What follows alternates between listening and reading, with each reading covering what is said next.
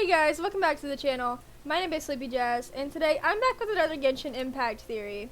So, as some of you may have seen earlier, about a few weeks ago, I made a video on how basically the Traveler, the Abyss, the Futui, and even probably the Archons are all working together to, well, basically against the Heavenly Principles in summary.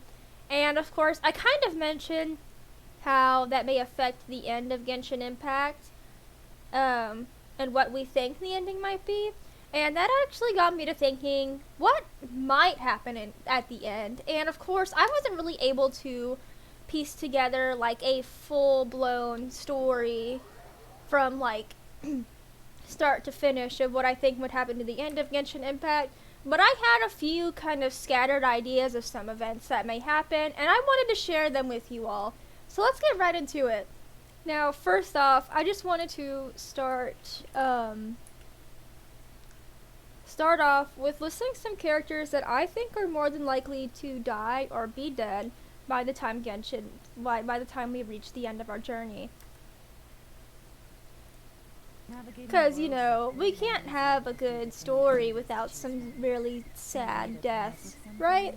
So the first character I think might die by the end of Genshin Impact would be Child.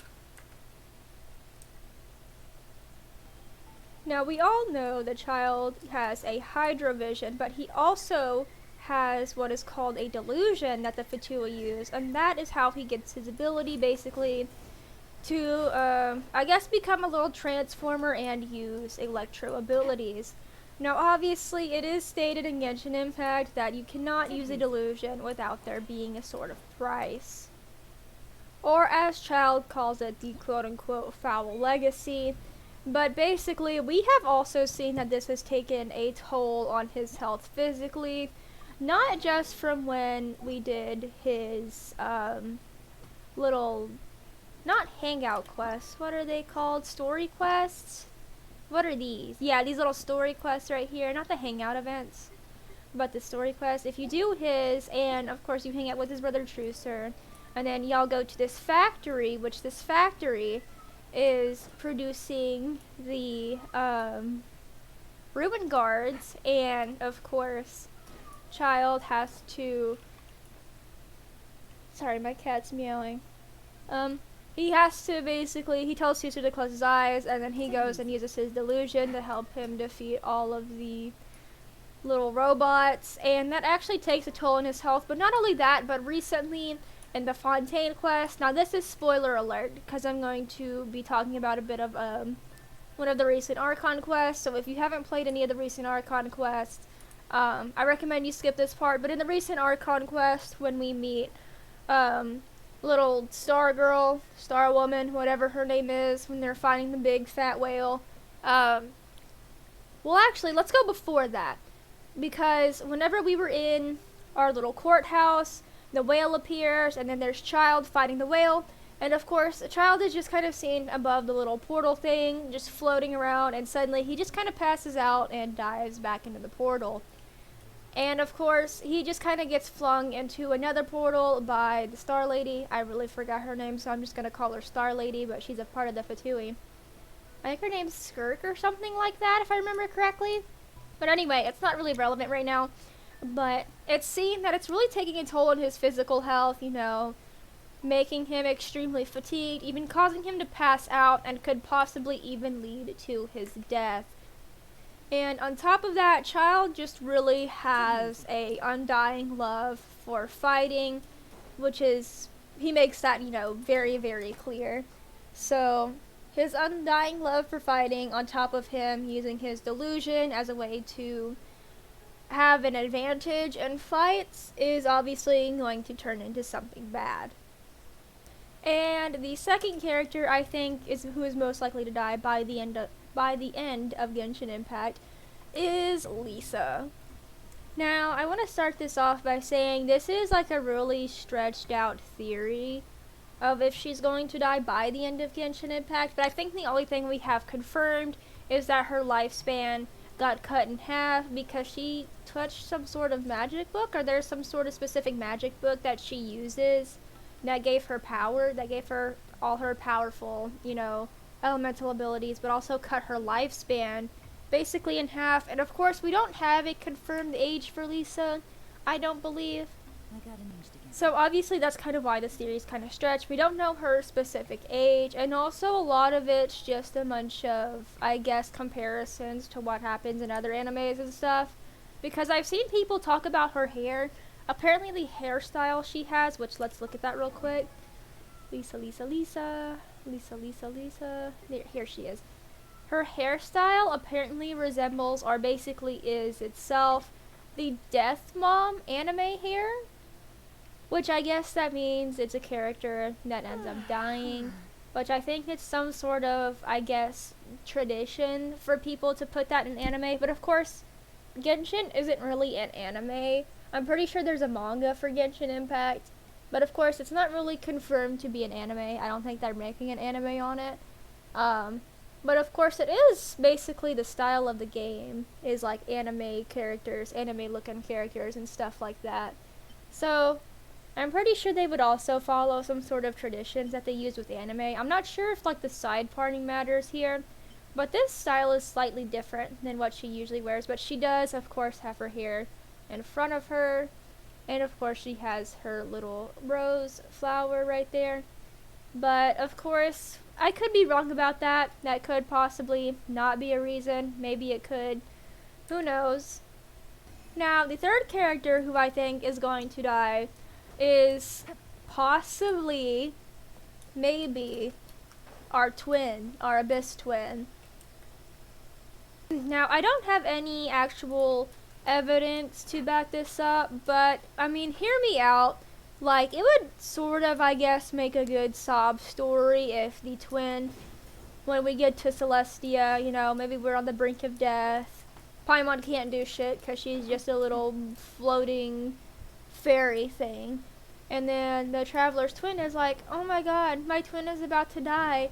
And it's like, I've abandoned her for years and I betrayed them by joining the Abyss.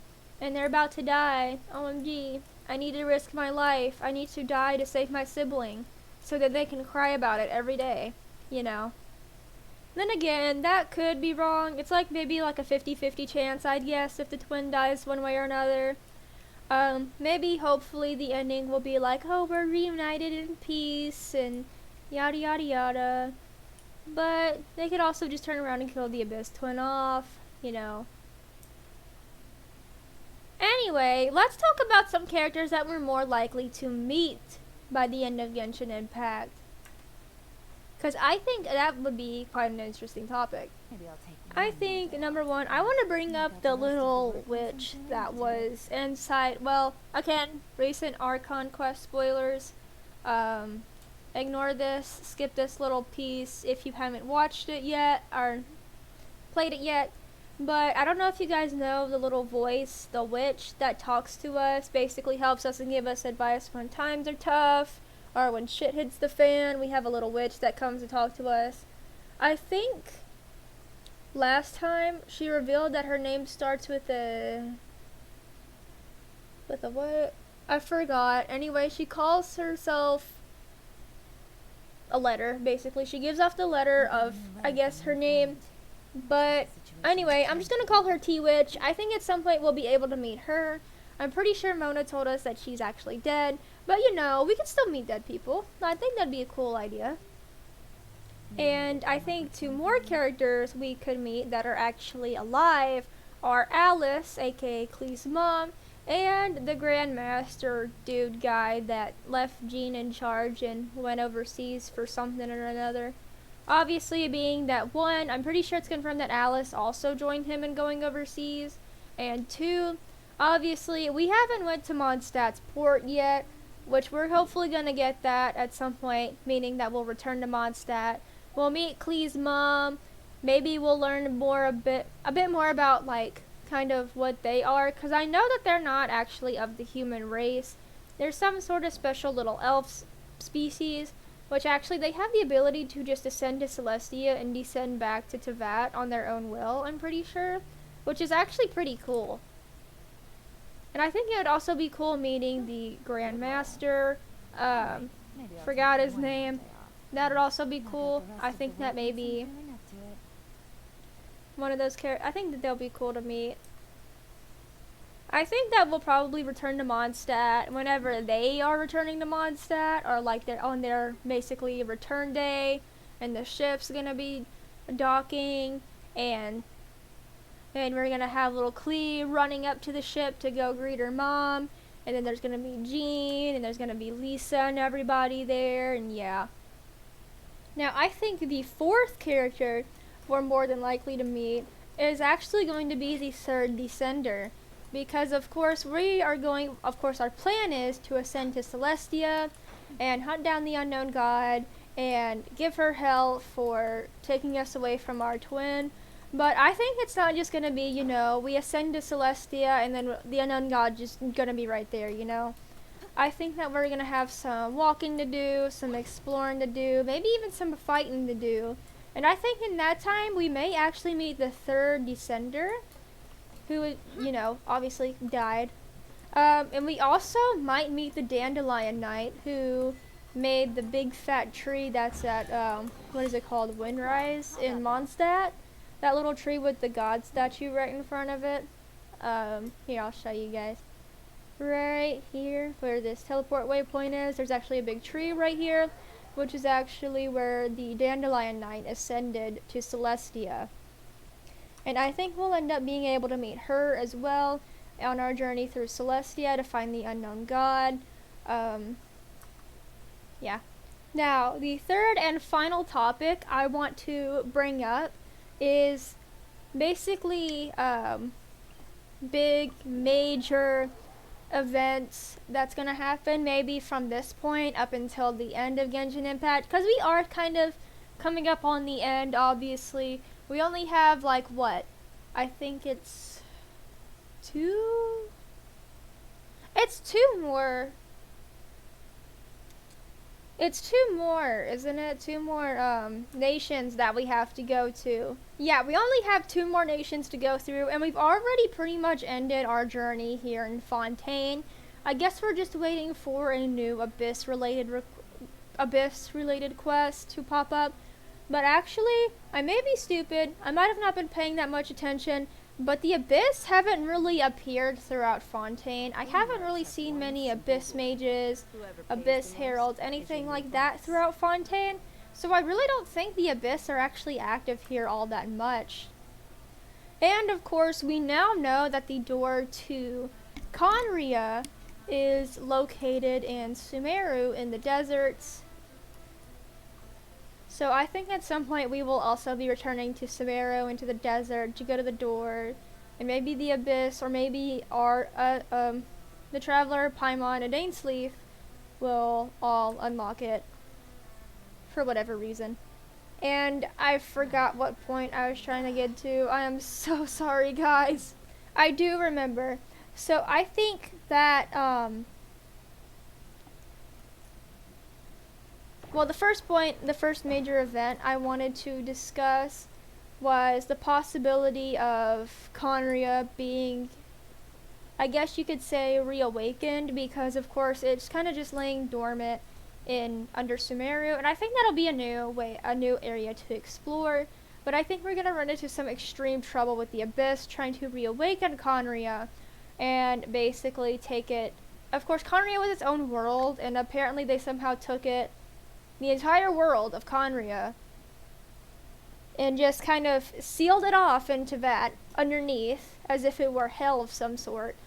And I think what the Abyss is going to try to do is it's going to try to awaken Conria and move it from Sumeru up back to where it was and out of Teyvat, which that sounds like a really crazy theory, but I think that it's a possibility that they could attempt to do that. Because that's basically their goal. They want to defeat the unknown god, and they want to have their Conria back. But I don't think that's actually going to happen. I think another major event that could happen is possibly Celestia even falling into Teyvat at some point in the game. Now, one reason why I think this is because obviously everyone in Teyvat, the Archons, the Fatui, the Abyss, they're all trying to go up against the Heavenly Principles and are actively doing that throughout Tevat.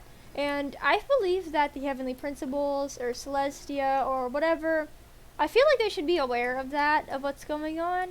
I feel like they possibly know, but why haven't they reacted to it? Why haven't they gone to try and destroy Tevat whole for basically everything that's going on? You know, one Archon collecting all the Gnosis, and basically the Archons just kind of changing their Archon duties themselves and abandoning the Heavenly Principles, yada yada yada.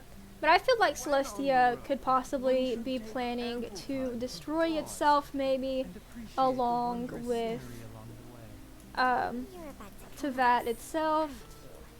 Because, or maybe it's just like a reaction to us disobeying the Heavenly Principles. It slowly gets pulled closer to Tevat, basically as a destruction thing. So if it gets too far with them disobeying the Heavenly Principles, Celestia goes down and destroys itself along with all of the humans and Archons in Tevat, and erases humanity as a whole. Or tries to, at least.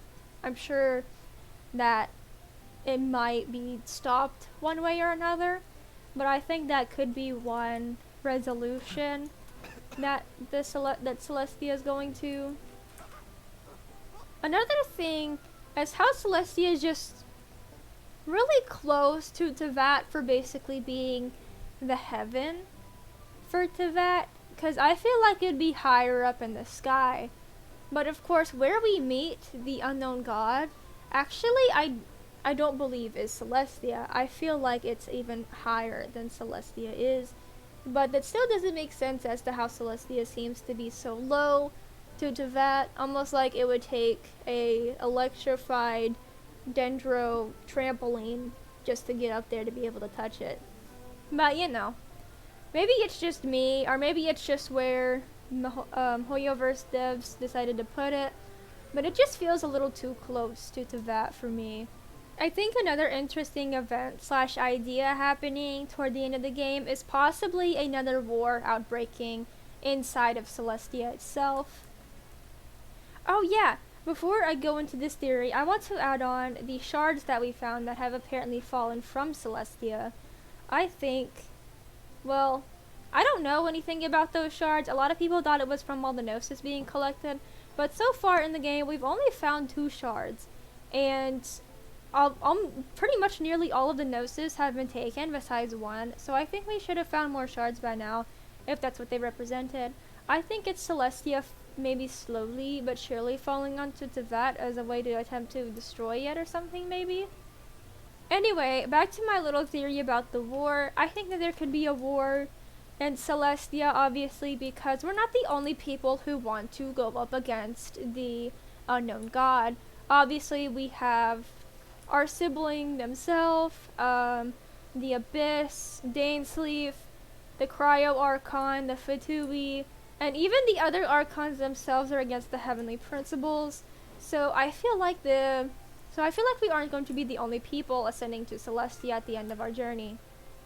And perhaps maybe with all of our power fighting against the unknown god, this could possibly cause a struggle for her, causing her to maybe make Celestia call for the Archons to come up there the way Celestia called for the Archons to help destroy Conria back 500 years ago.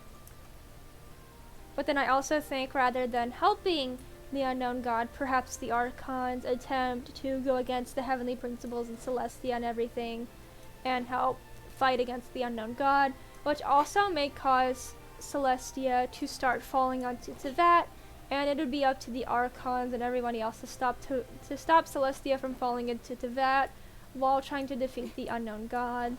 And I think this might be where Paimon obviously remembers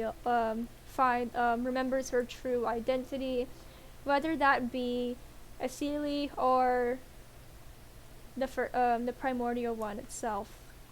And actually, I'm gonna add that to another major event. Paimon's, I guess, identity being revealed. Work-life balance, but I think this is pushing it. Because, you know, big, huge shocker, plot twist thingy. She's not just a floating fairy. She's actually the primordial one who got defeated by the second to the throne, or whatever her name is. Which is actually most likely the unknown god, because if I remember correctly, in the story that talks about that, I don't think it ever says that the primordial one ever reclaimed her spot back in Celestia and defeated the second to the throne or whatever. So I think that's actually more evidence leading to her not being the primordial one. And perhaps maybe we'll be able to meet the older archons themselves, and maybe they can tell us a bit how Teyvat was maybe before the primordial one was overthrown. And, you know, the Archon War and everything like that. But of course, Zhongli and Venti wouldn't really tell us much if I remember correctly. Because of course, Zhongli was under a contract or whatever. And stuff like that. But I feel like with the other Archons and stuff, maybe they'll finally tell us more about Teyvat's history and stuff like that. About the Archon War. And maybe about all these other things. Or actually, would they even know about the primordial one being overthrown by the unknown god? I mean, maybe they can't even tell the difference. Maybe they think it is the primordial one when it's not. Because they do kind of look relevantly similar, in a way, I guess. But then again, Paimon could also probably have a different form that might look a bit more similar to the unknown god. The tea can wait. Huh? What? What? What are you doing? Why are you attacking me? Hold on, guys. What's going on here? Why is his health Wait, what? I don't... What was that? Have y'all, like... Defeat local legend Rocky and Wilson? What? What? I'm extremely confused. Oh, I didn't realize I had got that from Sumeru. But that was weird. I've never even heard of that guy before. But that was a really tough fight. But anyway, I don't think I have anything else left to say with this theory, guys. I hope you guys enjoyed this video. If you did, be sure to leave a like and subscribe. Be sure to comment your theories down below, and I'll see you guys in the next video. Bye-bye.